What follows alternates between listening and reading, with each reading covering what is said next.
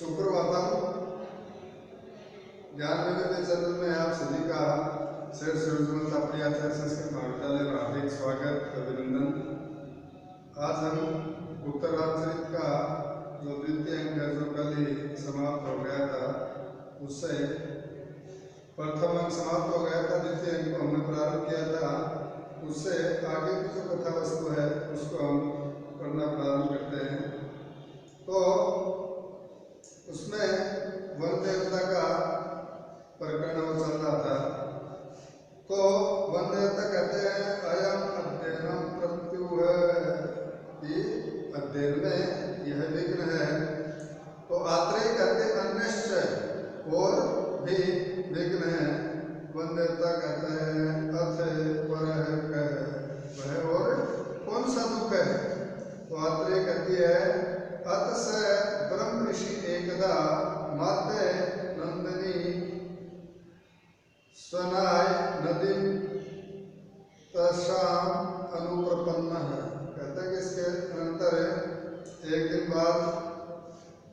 एक दिन जो ब्रह्म ऋषि हैं वाल्मीकि, वो मध्याह्न स्नान के लिए तपसा जो नदी है, देखा ना, नदी तपसाम अनुप्रपन्न है। इसके अनंतर एक दिन में महर्षि वाल्मीकि मध्याह्न स्नान के लिए जो तपसा नदी है वहां पर गए। तत्र युग्मचारिणो क्रोंचयोर एकम व्याधेन विद्यमानं दर्शय। वहां हमेशा साथ साथ विचरण करने वाले या रहने वाले नर और मादा दो जो क्रोंच पक्षी थे, उन क्रोंच पक्षियों में से एक को उन्होंने व्याघ्र के द्वारा मारा जाना हुआ देखा। आकस्मिक प्रत्यय भाषा देवीं वाचमानम अनुष्टुभेदेन छंदसा परिणीताम अभ्युदयते। कहते हैं कि उस समय उन्होंने अकस्मात आविर्भूत जो अनुष्टुप छंद है उस छंद में परिणत है जो वाग देवी है उसका उच्चारण उन्होंने किया। फिर क्या क्या देखेगा, अनुष्टुप छंद का जो श्लोक उन्होंने उच्चारण किया, मां निशाल प्रतिष्ठात्वम अगमः शाश्वती क्षमः यद क्रौंच मिथुनादेकम अवधि काम मोहितम। क्या कह रहे हैं कि निषाद त्वम शाश्वती क्षमा, हे निषाद त्वम शाश्वती क्षमा, यानी कई वर्षों तक प्रतिष्ठा जो स्थिति है उस स्थिति को मां अगम है मत प्राप्त करे। यदि क्योंकि तुमने क्रोंच मिथुना जो क्रोंच पक्षियों का जोड़ा था उस जोड़े में से काम मोहितम एकम अवधि ही, काम मोहित एक जो क्रोंच पक्षी है उसको तुमने अवधि ही यानी मार डाला है। तो क्या कहा कि हे व्याघ्र, तू कई वर्षों तक जीवित मत रहे, क्योंकि तूने क्रोंच के एक जोड़े में से कामासक्त जो क्रोंच पक्षी था उसको तुमने मार दिया है। तो उसके बाद में वन देवता चित्रम आमनायक अन्यत्र नूतन छंदसाम अवतार है। कहते हैं आश्चर्य है कि वेद से अन्यत्र नए छंदों का आविर्भाव भी हो गया है। आत्रेय कहते हैं तेरी पुनः समयंतम, उस समय जिन्हें शब्द प्रकाश आविर्भूत हो गया था, भगवंतम आविर्भूतम शब्द प्रकाशम ऋषि उपसंगम में भगवान भूत भावना पद्मयो निर्वचते। ऐसे महर्षि वाल्मीकि के पास आकर के लोगों की उत्पत्ति करने वाले भगवान ब्रह्मा हैं, उन्होंने कहा कि ऋषि हे ऋषि प्रबुद्धो ऋषि वागात्मनि ब्रह्मणि, तुम शब्द रूप ब्रह्म के में प्रबुद्ध हो गए हो, यानी उसके ज्ञाता हो गए हो। तद ब्रूहि रामचरितम, इसलिए करो। अव्याहत ज्योति ज्योतिर आश्रम चक्षु प्रतिभाति, और अंकुचित प्रकाश वाला आर्ष जो ज्ञान है वो तुम्हारे अंतःकरण में प्रकाशित हो।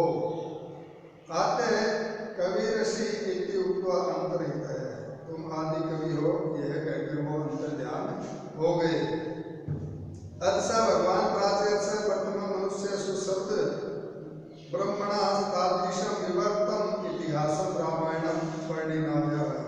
और इसके अंतर भगवान वाल्मीकि ने मनुष्य ने सबसे पहले सत्य ब्रह्म के वैसे विवर्त रूप रामायण नामक इतिहास का निर्माण किया। वंदेवता हंत पंडित संसार है, वंदेवता कहता हो तब तो जो सारा संसार है वो पंडित हो गया, ज्ञानी हो गया।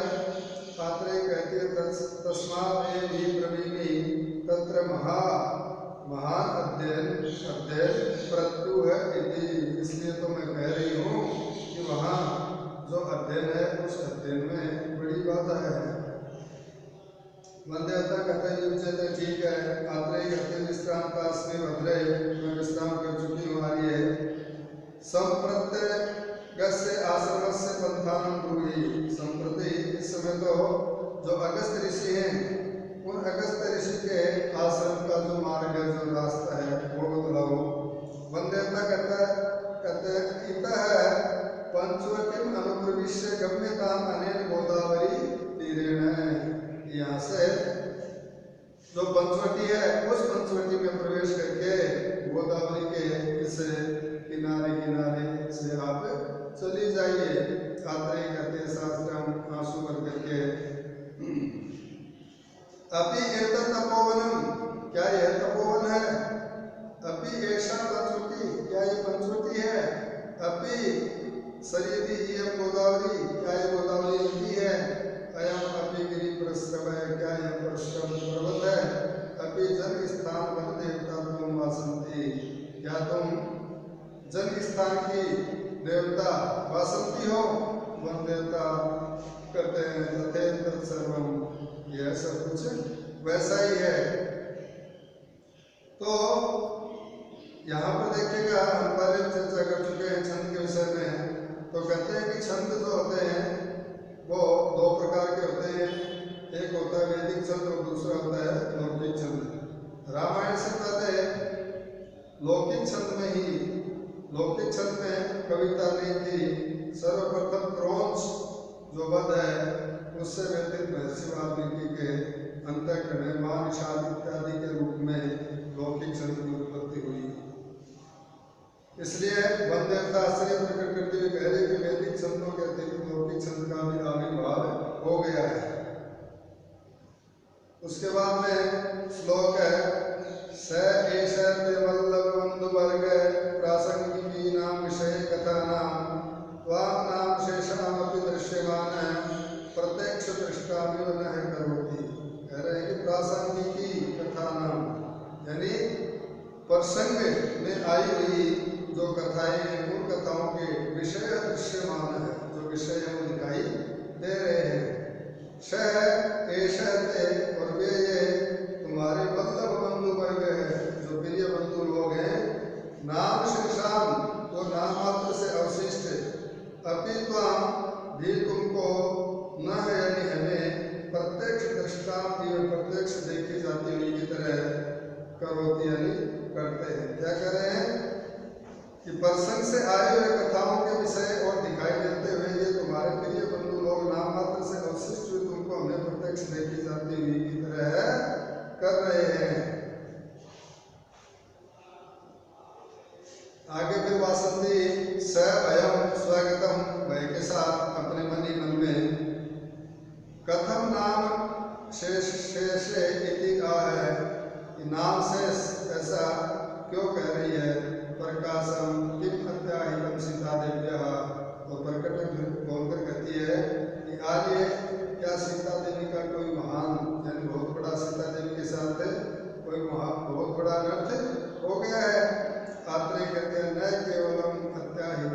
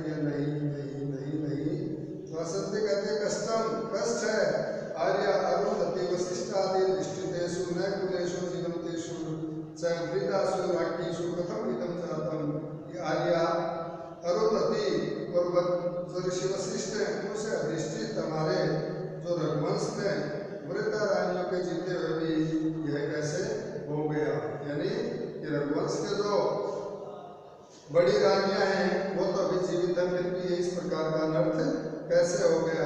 तो आपने कहते हैं ऋषि श्रृंग सत्रे गुरुजन सदा आसीत। उस समय गुरुजन ऋषि श्रृंग जो है उनके यज्ञ में थे।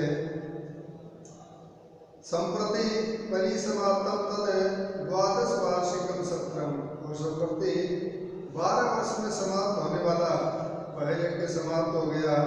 ऋषि श्रृंगेण च संपूज्य विसर्जिता गुरु है। और ऋषि श्रृंग ने पूजा करके गुरुजनों को वहां से विद्या किया।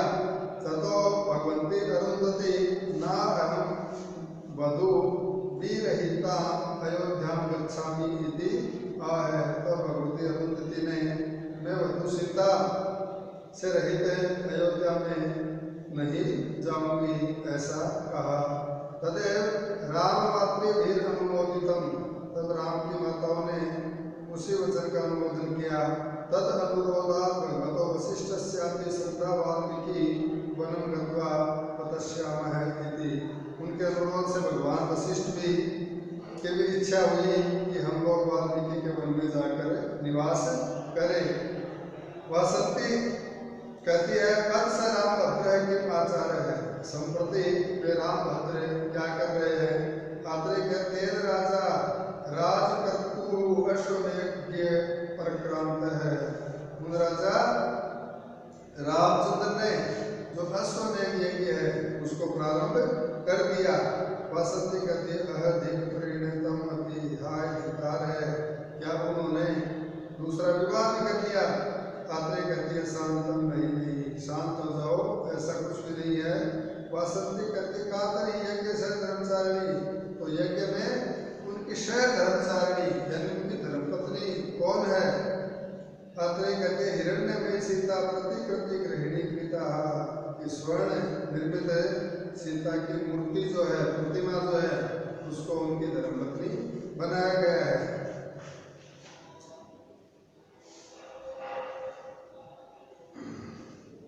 तो अश्वमेघ यज्ञ के बारे में छोटी सी बात बता रहे हैं कि प्राचीन समय में राजा लोग अश्वमेघ यज्ञ किया करते थे। इसमें एक अश्व को छोड़ा जाता था जो कि उसकी सर्वोत्कृष्टता एवं पूर्ण संप्रभुत्वता का संसूचक होता था। यदि कोई दूसरा राजा उस अश्व को पकड़ लेता था तो उसे उसके साथ युद्ध करना पड़ता था, इसलिए उसके साथ सेना भी चला करती थी। यदि विजयी अश्व पृथ्वी का परिभ्रमण कर लेता था तो बाद में यज्ञ के संपन्न होने पर उस अश्व की बलि दी जाती थी। आगे श्लोक संख्या 7 लिखा है वज्रादपि कठोराणि मृदुनि कुसुमादपि लोकोत्तराणां चेतांसि को हि विज्ञातुम् अर्हति।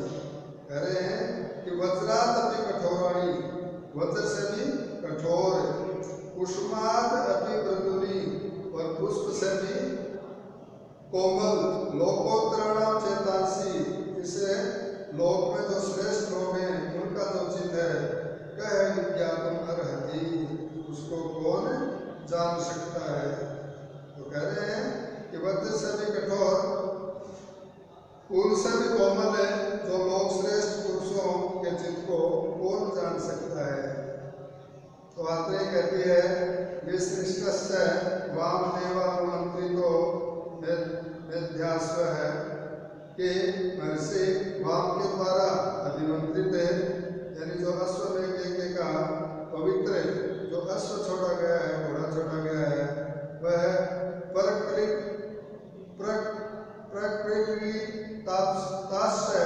तस्य यथा शास्त्र रक्षिता है। शास्त्र के अनुसार उसके भी रक्षण भी किए गए हैं। ऐसा अधिष्ठाता लक्ष्मण आत्मज चंद्र केतुर दत्त दिव्यास्त्र संप्रदाय चतुरंग साधन अन्वितो अनुप्रहित। कहते हैं कि उनके जो अध्यक्ष हैं वो कौन है? लक्ष्मण के पुत्र चंद्रकेतु दिए गए दिव्य अस्त्रों तथा हाथी घोड़े रथ और पैदल जो चतुरंगिणी सेना है उनसे युक्त होकर उस वासंती सहर्ष कौतुकाश्रम, हर्ष कौतूहल और अश्रुपात के साथ कुमार लक्ष्मणस्यापि पुत्र इति माता जीवामि, कुमार लक्ष्मण के जो पुत्र हैं माता यह जानकर मैं जीवित हूँ। अत्र कहती है अत्र अनंतरे ब्राह्मणे मृतम पुत्रम कुक्षिप्ते राजद्वारे शोर ताड़म ब्राह्मण्यम उद्घोषितम। इसी बीच किसी ब्राह्मण ने अपने मृत पुत्र को राजद्वार पर फेंक कर छाती पीटते हुए ब्राह्मण को महाभय है इस प्रकार की उद्घोषणा की। ततो न राजा चारम अंतरेण प्रजानाम काल मृत्यु संसरित्या में अदोषम निरूपयति करुणामय रामभद्रे सह सेवा शरीरिणी वाग्मुद चरत। इस प्रकार तब राजा के दोष के बिना प्रजाओं के काल मृत्यु नहीं होती है। इस प्रकार करुणापूर्ण रामभद्र के अपने दोष के निरूपित करते समय सहसा ही यानी अचानक से आकाशवाणी हुई। तो ऐसा शरीरिणी वाक यानी जो शरीर से वाणी नहीं निकलती उसे आकाशवाणी कहा जाता है। तो क्या कहा, शंभु को नाम वृषलय पृथिव्याम तप्यते तप शीर्ष छेद सते रामय तम हत्वा जीवे द्विजम। कि शंभु नाम है वृषलय यानी शंभु नाम का कोई शूद्र पृथिव्याम तप तप्यते, ये जो पृथ्वी है इस पृथ्वी पर तप कर रहा है। राम है, हे राम, श है ते वह आपके द्वारा शीर्ष छेद है, सिर का काटे जाने के योग्य है। तम हत्वा उसे मार करके द्विज जीवे, ये जो ब्राह्मण वर्ग है इस ब्राह्मण को जीवित करो। फिर आगे कह रहे इति उपसृत्य, यह सुन करके कृपाण पाणी पुष्पकम अधिरूह्य सर्वादिशो विधि सस्य शूद्र तापस अन्वेषणाय जगतपति संचारम समारब्धवान। अरे ये सुन करके हाथ में तलवार लेकर और पुष्पक पर चढ़कर जगतपति यानी भगवान जो राम है उन्होंने शूद्र तपस्वी के अन्वेषण के लिए सभी दिशाओं और जो उपदिशाएं हैं उनमें भ्रमण प्रारंभ कर दिया। वासंती कहती है शंभु को नाम अधोम को शूद्रो अस्मिन्नेव जनिस्थाने तपस्सरति। ये अधोमुख होकर धूम पीने वाला शंभु नामक शूद्र इसी जन स्थान में तपस्या कर रहा है। अपि नाम भद्र पुनर्इदं वनम अलंकुर्यात्। क्या राम भद्र पुनः इस वन को सुशोभित करेंगे। आते कहते भद्रे गम्य थे अधुना कल्याणी, अब मैं यहाँ से प्रस्थान करती हूँ, जाती हूँ। वासंती कहती है आर्य आत्रेयी एवं वस्तु, आर्य आत्रेयी ऐसा ही होना चाहिए। कठोरश्च दिवस तथा ही दिवस कठोर है, प्रखर दिवस कठोर है, दोपहर का समय हो गया, धूप भी बहुत तेज है। जैसा कि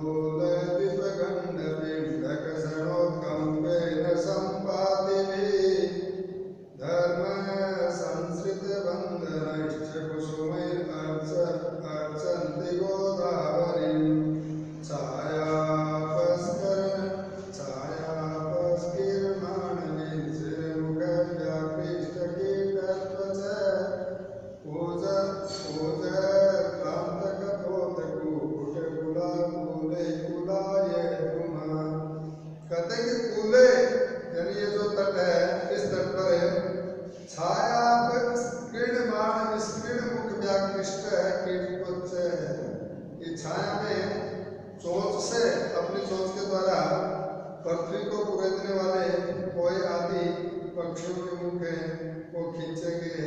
कीड़े और छाल वाले कुजत क्रांत कपोत कुकुट कुला, और चहकते हुए ये जो कबूतर और बंदूकों के झुंड वाले कुलाय गुमा घोंसलेदार वृक्ष, कंडूल द्वीप गंड पिंड कशनोत कंपन, और खुजली वाले हाथियों के कपोल भाग के रगड़ने से हिल जाने के कारण संपाति भी यानी टूटकर गिरने वाले, धर्म श्रम सिद्ध वंदनाई नाम के कारण मूर्छा के ढीले हुए डंठल वाले, कुसुमयी जो पुष्प उन पुष्पों के द्वारा गोदावरी अर्चयंती यानी गोदावरी की पूजा कर रहे हैं।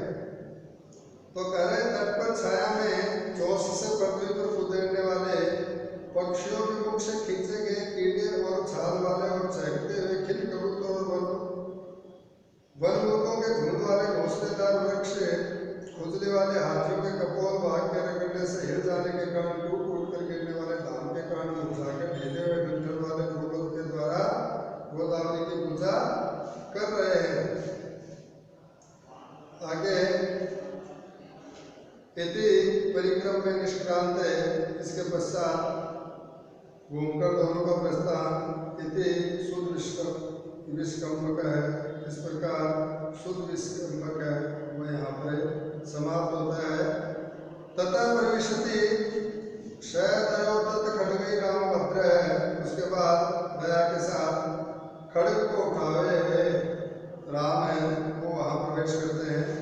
तो राम को क्या कहते हैं, हे हस्त उक्ता वसंत तिलका तब जा जगव, इसमें वसंत तिल का छंद है। हे हस्त दक्षिण विदस्य शिरोद्विजस्य जीवा तवे विसृजत सूत्र मनो कृपाणम, रामस्य बाहुरसवीर्वर गर्भ खिन्न सीता सीता विवासन पटो करुणाकृष्णस्ते।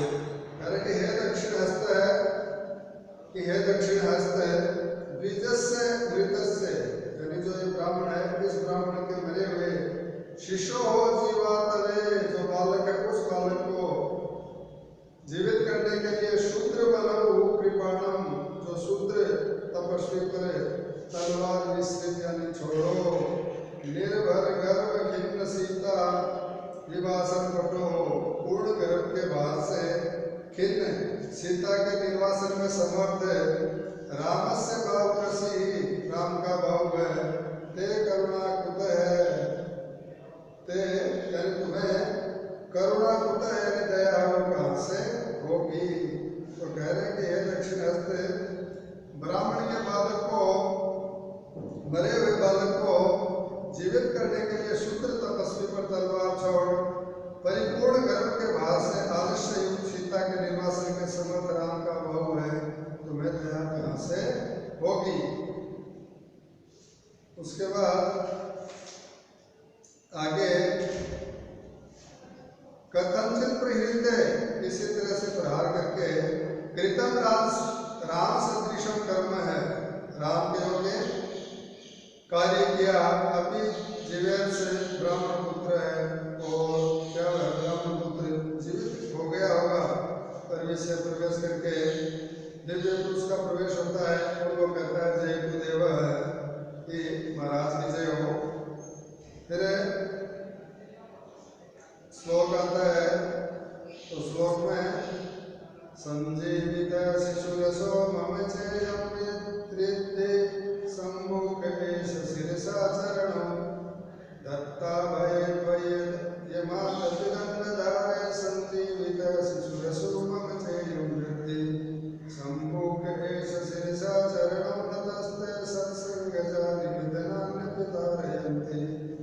करेंगे मातपि तत्ता भये यमराज से भी अभय दान देकर वही दंड धारे, आपके दंड धारण करने पर अशौ शिशु वह ब्राह्मण बालक संजीवित है जीवित हो गया, मम से और मेरी इयम वृद्धि ही यह स्मृति हुई है, ऐसा सम्मुख यह सम्मुख शीर्षा दे सिर से आपके चरणों रत है, चरणों को नमस्कार कर रहा है, सत्संग जानी और सत्संग से उत्पन्न निधनानी अपि तारयन्ति, मरण भी लोगों का उद्धार करते हैं।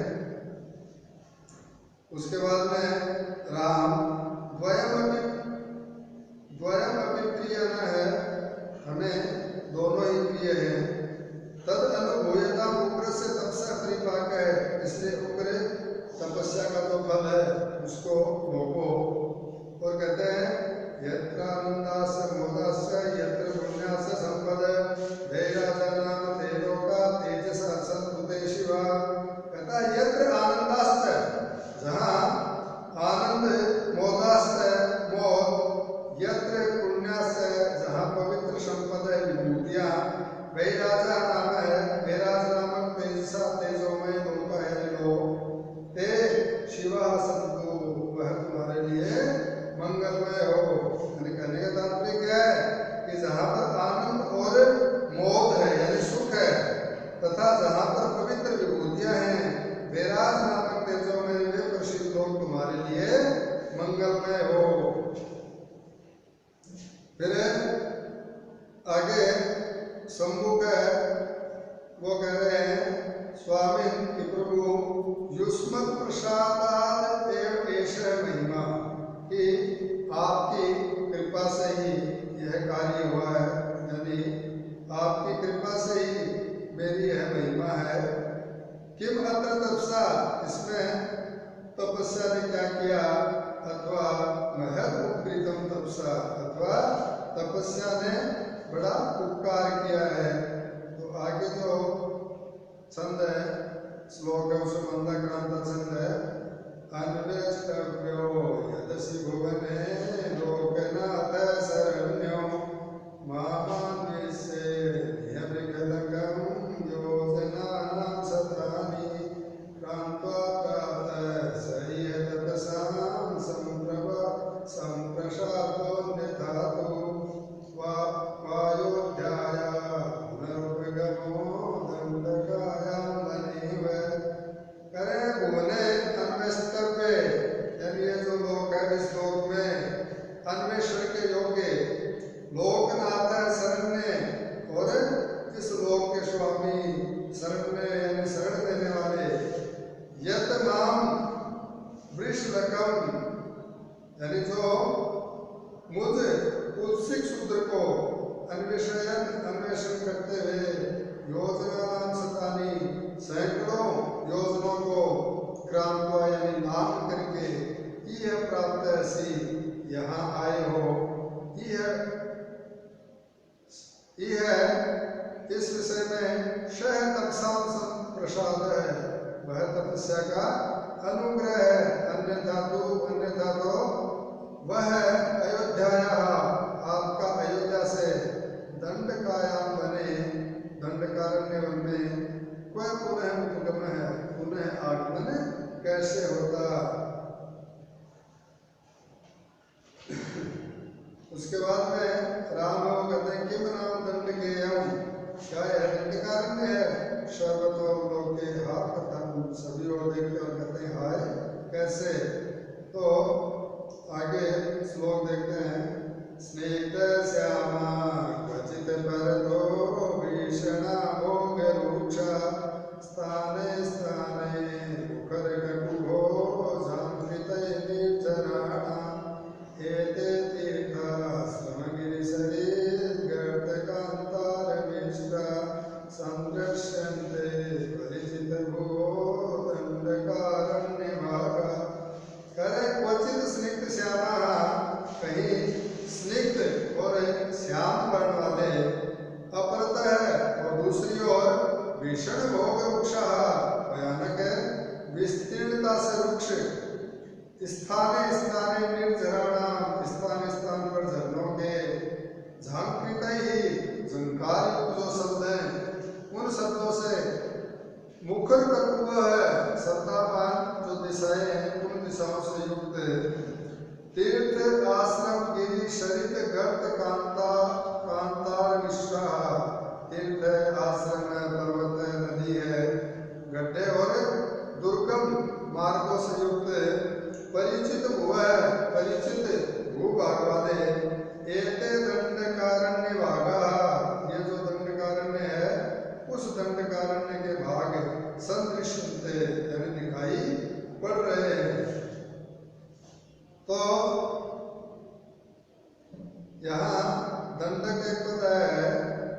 उसको हम देखते हैं। कह रहे इक्ष्वाकु राजपुत्र दंड ने शुक्राचार्य की कुमारी अर्चा के कौमारी का अपहरण किया था। इस पर शुक्राचार्य ने उन्हें श्राप दे दिया था कि राजा दंडक 7 दिन के अंदर ही भृत्य तथा सेना के सहित मृत्यु को प्राप्त हो जाएगा तथा धूल की वृष्टि से उसका जो संपूर्ण राज्य है वो राज्य भी नष्ट हो जाएगा। उसी समय से राजा दंडक का राज्य दंडकारण्य के रूप में परिवर्तित हो गया। ऐसी पौराणिक कथा भी हमें देखने को मिलती है। शंभु कहते हैं दंडक वैशा अत्र किल पूर्व निवसतां देवेन, यह दंडकारण्य ही है, यहाँ पर पहले निवास करते हुए महाराज ने 14 सहस्राणि 14 राक्षसा त्रयश्च दूषण खरत्रि मूर्धारोहणे हताः 14 वर्षाणि 14 यानी 14 सहस्राणि 14 14,014 राक्षसा राक्षस त्रयः और 3 दूषण खर त्रिमूर्धा से दूषण खर और त्रिमूर्धा को भी रणे यानी संग्राम में नो हता नहीं मारा था। आगे यह सिद्ध क्षेत्रे अस्मिन् मातृशाम में जानपदानां कतो भय संसार संवृत है, जिससे ये क्षेत्र जो सिद्ध क्षेत्र है उसमें मेरे जैसे नगरवासियों का भी निर्भय रूप से भ्रमण संपन्न हुआ है। राम कहते हैं न केवल दंड केवल जन स्थान भी, यह केवल दंडकारण्य ही नहीं है जन स्थान भी है। शंभु कहता है बाढ़ एतानि खलु सर्वभूत रोम हर्षण्या उन्मत्त चंड स्वापद कुल क्रांता विकटगिरी गुहराणी जन स्थान पर्यंता दीर्घ अरण्यानि दक्षिणा दिशम अभिवर्तन्ते तथा ही। कहते हैं कि ये सभी प्राणियों के रोंगटे खड़े कर देने वाले उन्मत्त और प्रचंड हिंसक जंतुओं के समूह से आक्रांत और पर्वतों की जो गुफाएं हैं उन गुफाओं से युक्त जन स्थान तक फैले हुए विस्तृत वन दक्षिण दिशा को अभिमुख वर्तमान है। जैसा कि अब आज के लिए हम इतना ही अध्ययन करेंगे, अगले अंक में हम पुनः मिलेंगे। तब तक अध्ययन करते रहे, स्वस्थ रहे।